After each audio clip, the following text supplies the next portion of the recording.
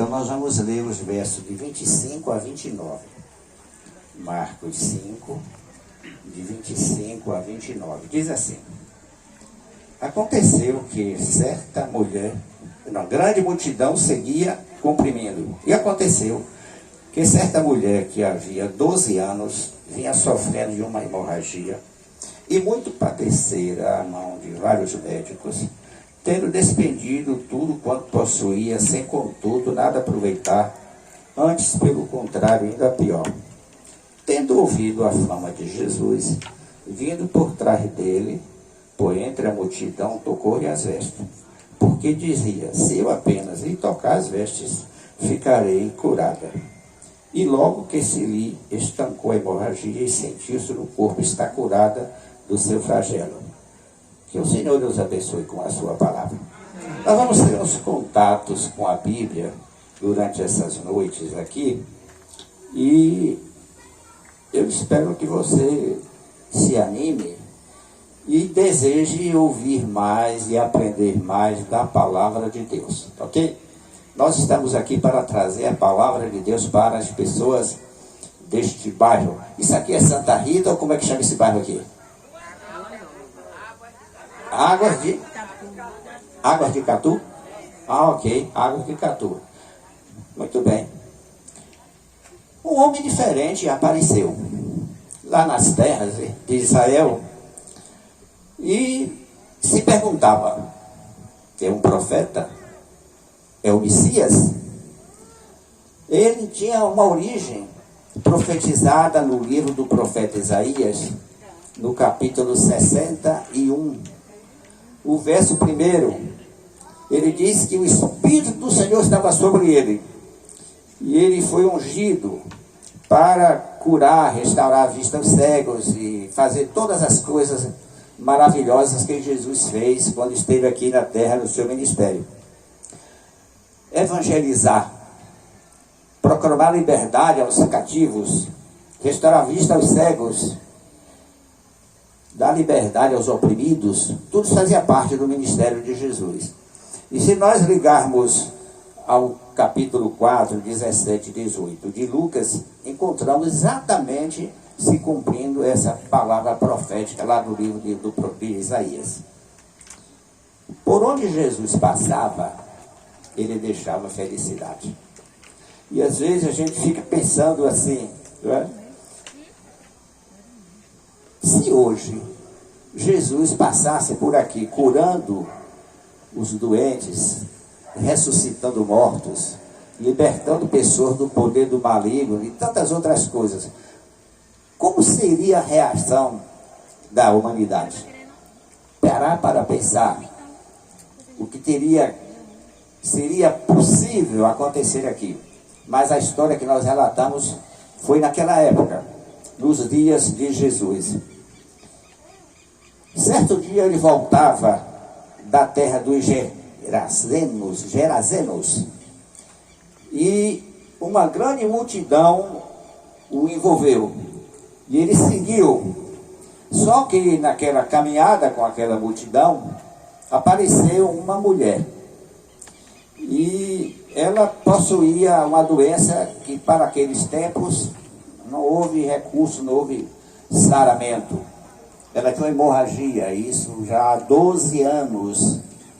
E o texto bíblico diz que ela gastou o que tinha, né, com os médicos. Vamos pensar, como era a medicina naqueles dias, não é? Não tinha posto médico, não tinha vacina, não tinha laboratório, não tinha nada que a gente tem hoje. Eu não imagino como era rude a cura naqueles dias. Mas, irmãos queridos, naquela época, doenças como a lepra era morrer ou morrer. Não era muita coisa. E interessante é que a lepra era curada naquele tempo de uma maneira muito curiosa.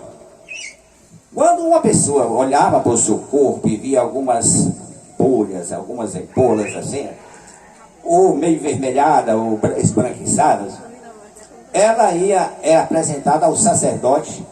O sacerdote olhava, fazia um exame ali, e dizia, bom, já vi aqui. Você agora vai deixar a sua casa, vai para as grutas e para os matos, fora da cidade, e você fica lá. Com 7 dias você volta para examinar de novo. Aí com 7 dias aquele leproso voltava, o sacerdote dava outra olhada. Bom, ainda não estava não, vai passar mais 7 dias. Então era um sofrimento. Já pensou, você largar a sua casa e ir lá, alguém levava comida, botava a comida assim, você o leproso ficava de longe. Porque ninguém podia se aproximar dele para não contaminar-se. Então botava a comida lá, ele vinha, comia. Então era realmente um sofrimento terrível. O caso daquela mulher era crônico. Imagina, 12 anos com hemorragia, devia ser um caso realmente crônico. Mas ela ouviu falar de Jesus. Ouviu falar de Jesus. E as coisas que Jesus fazia se espalhavam. E ela um dia disse, esse Jesus que estão falando aí, ele pode me curar. É a única esperança que eu tenho. Eu vou tentar. E aí, ela tomou uma decisão. Vou enfrentar tudo. Não é assim que a gente faz, né? Quando tem um problema difícil, uma coisa séria, a gente não toma a decisão de romper contra tudo e contra todos. É assim, tem que ser. Você já tomou uma decisão importante que foi vir aqui hoje, tá certo? Porque a nossa vida é assim, cheia de momentos de decisões. Então hoje você já tomou uma importante decisão de vir aqui. Eu espero que nos outros dias você continue tomando essa decisão que vai ser importante para você. Nós temos muita coisa interessante para falar para vocês. Muita coisa interessante mesmo. Mas precisa haver um propósito. E aquela mulher tinha um propósito. Ela disse, se eu tocar nas suas vestes, eu vou ficar curada. E então, ela foi.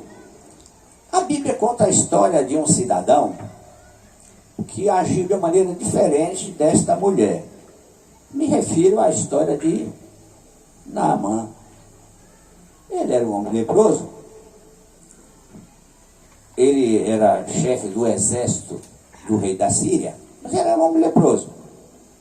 E o exército da Síria levou cativa uma menina para a casa do Naamã, para ajudá-lo.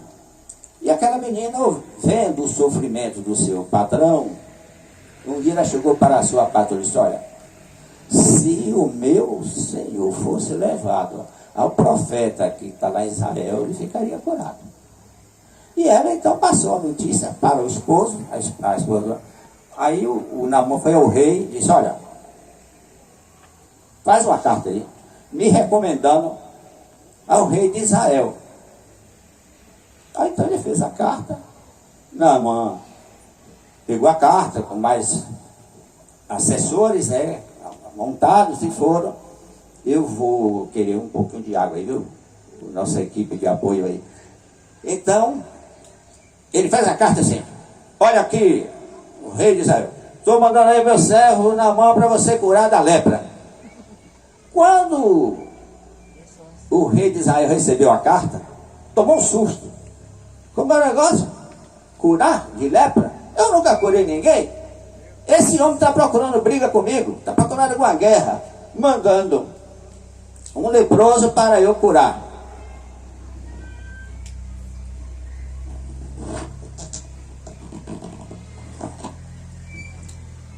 Você pode, por favor, ir em um lugar que daqui a pouco eu quero. Um lugar mais pertinho aí. Então, o que aconteceu? Quando Naamã chegou lá na terra de Israel, foi falar com o rei disse, eu não curo ninguém não. O senhor está procurando encrenca comigo. E a notícia chegou aos ouvidos do profeta Eliseu. E Eliseu então disse, manda o homem para cá. Aqui em Israel existe poder, existe Deus em Israel, manda isso pregar. Quando a comitiva do Naamã se aproximava da casa do Eliseu, ele mandou um recado, disse, olha, você desce ali, vai ali no Rio Jordão, dá 7 mergulhos, que você vai ficar curado da sua lepra. Quando o Naamã recebeu essa notícia, ele ficou aborrecido. Não é possível, na minha terra tem tantos rios melhores do que o Rio Jordão, porque agora que eu vou achar de mergulhar nesse rio aqui. Mas sempre tem os amigos, né? Eu pensei que o profeta ia colocar a mão sobre mim, orar para que me curasse. Você observe que a mulher queria apenas tocar em Cristo. Naamã queria que o profeta pusesse a mão na cabeça e fizesse uma oração especial. Ele resolveu ir embora. Quando ele está saindo, os seus servos disseram: meu senhor, vem cá. Se o profeta mandasse você fazer uma coisa mais séria, você não faria? Só mergulhar no rio. E aí o Naamã concordou. Desceu lá e mergulhou. 1, 2, 3, 4, 5, 6, na 7ª vez que ele saiu limpinho, todo curado. Então, a fé faz essas coisas, não é? E aquela mulher não precisou mergulhar, não precisou que alguém orasse com a mão sobre a sua cabeça, ela apenas se eu tocar. E a bênção foi recebida.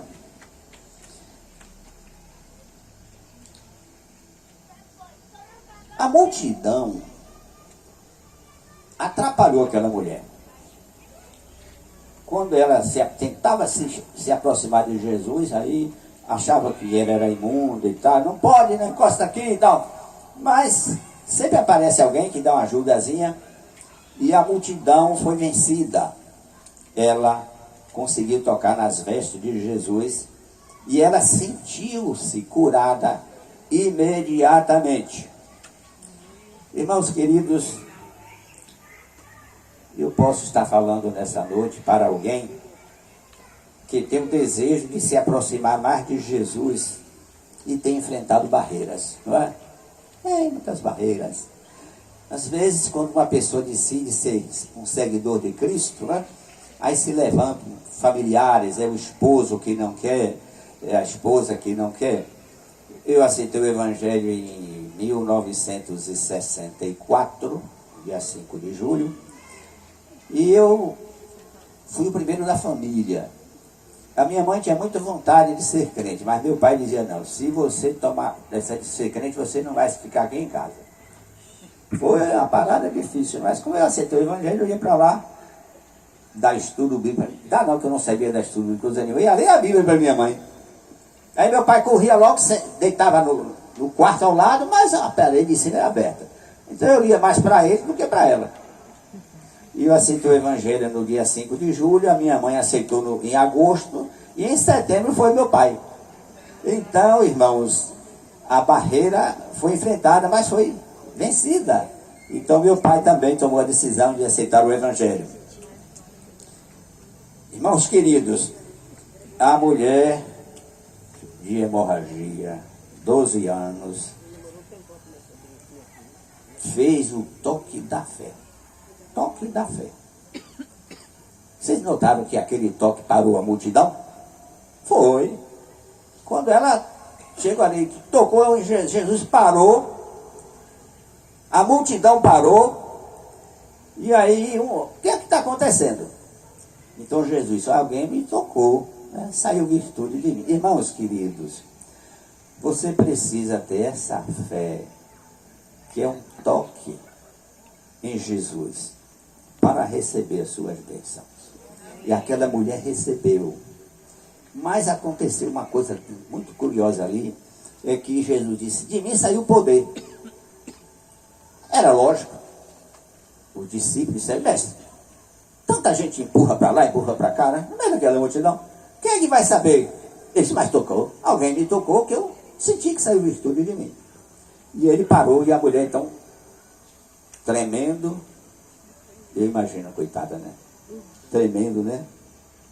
Com medo, mas feliz por dentro, porque ela sente. Eu fico pensando, irmãos, aquela hemorragia, vamos ser claros aqui, aquela hemorragia devia ser um corrimento contínuo. Interessante aqui na parte do filme que o menino me deu aí, aparece ela assim, com as duas mãos assim, e ela disse: eu estou curada. Estou curada. Ela sentiu que tinha estancado aquela hemorragia. E então, meus queridos, a pergunta de Jesus, quem me tocou, continua sendo feita, sabia? Ele quer o nosso toque de fé, para que Ele nos transfira a bênção que Ele tem para aqueles que têm fé.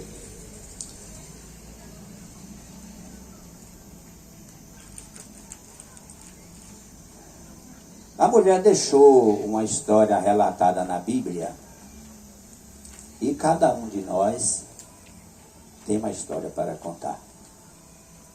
Eu contei um pouquinho da minha história.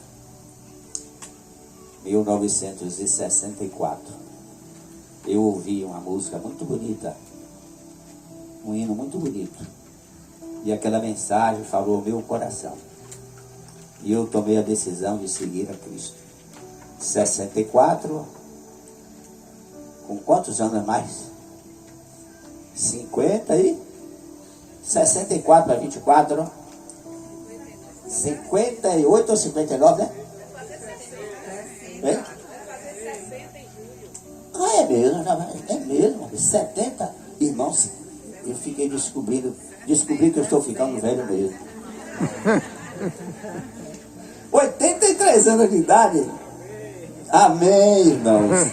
Pregando o Evangelho. A coisa que eu mais gosto de fazer. Aqui tem uma frase que eu quero destacar com vocês. A tua fé te salvou. Significa que além da cura física, ela também recebeu a salvação. Se você ler na Bíblia os milagres de Jesus, você encontra esse fato. Pessoas que receberam só a cura física e não receberam a salvação, a cura espiritual.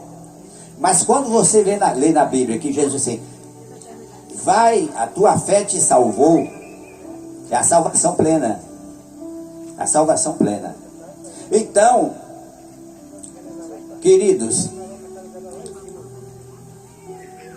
eu vou encerrar me referindo à experiência de 10 leprosos que viviam lá no mato, né? Em grupo lá, todo mundo estava doente, complicado lá, não estavam juntos, 10. E um dia Jesus passando ali nas proximidades, eles também sentiram o desejo de ir atrás de Jesus. Eles vieram correndo e ficaram a uma distância e começaram a gritar. Naquele tempo ninguém parava para tocar em um leproso.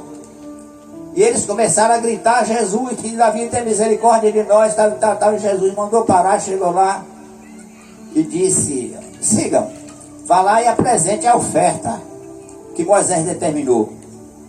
Era a oferta da cura, depois que o sacerdote examinava, então eles foram os 10. E o sacerdote examinou e disse, está todo mundo curado.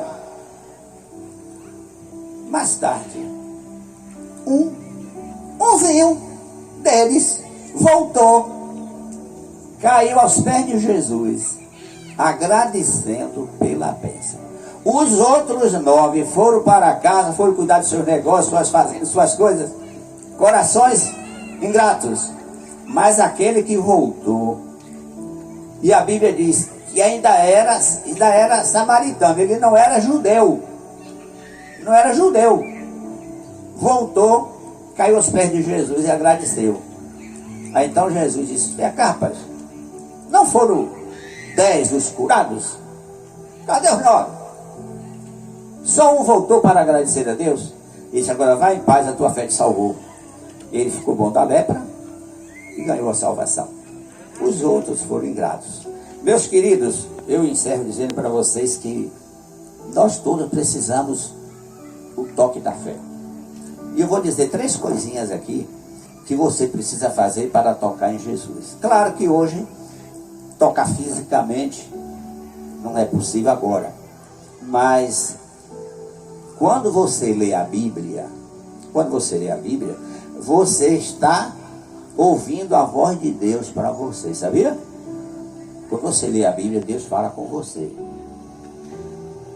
Quando você ora, você fala com Deus. Então isso é uma coisa que você pode fazer. formar um hábito de ler a palavra de Deus. E a mensagem que você lê na Bíblia vai transformar a sua vida. Eu me converti e foi lendo a Bíblia. Não achei ninguém para me dar estudo bíblico, não vi pregação, não vi coisa nenhuma. Foi lendo a Bíblia. Há uma outra maneira é você tocar em Jesus. É você ir à igreja. E a igreja, como é que você ama Jesus? Diz que Jesus é seu Salvador, que Ele morreu e salvou. Mas se você crê que Jesus morreu e salvou os outros, não vai resolver o seu problema. Você tem que aceitar Jesus como Salvador da sua vida, de perdoar os seus pecados, para resolver o seu problema pessoal. Porque Jesus sofreu, salva os outros e não lhe salva, não vai adiantar nada para você. Você tem que aceitar o sacrifício de Cristo como perdão do pecado que você tem nas suas costas, que anda arrastando aí, entendeu? Você tem que aceitar a Jesus para que seus pecados sejam perdoados. Se você é indiferente, tem pessoas que só lembram de Jesus na Semana Santa, no Natal, né? Semana Santa e Natal. Passou a Semana Santa, passou o Natal, todo mundo esquece de Jesus. Mas não é para fazer assim, não é para ser assim. Jesus é para ser amado e adorado e reverenciado todo dia da nossa vida, todos os dias das nossas vidas. Então meu apelo nessa noite é para que você leia a palavra de Deus, para que você ore a Deus e que você vá à igreja para ouvir a voz de Deus através das pregações. Não vou aqui entrar em detalhes, porque às vezes há pessoas que dizem assim: procure uma igreja para você ir. A igreja é mais próxima da sua casa.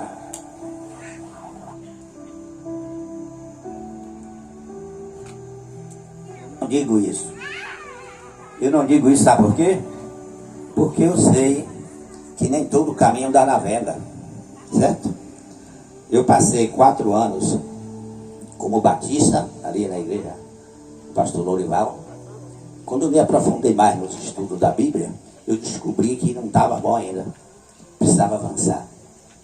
Então me tornei adventista do 7º dia e estou com esses 50 e quase 60 anos, não é? No Evangelho. Feliz com Jesus. Nunca tive vontade de abandonar o Evangelho, certo? Alguém pergunta: esses anos todos, você nunca teve vontade? Não, nunca. Como é que eu vou abandonar os caminhos de Cristo? Ele é maravilhoso. Eu espero que Jesus seja maravilhoso para você também. Mas amanhã nós estaremos aqui, se Deus quiser, com uma outra história para contar para vocês. Muito obrigado pela sua atenção. Então, menino que está aqui no comando vai ver o que é que vai fazer para o encerramento aqui, ok?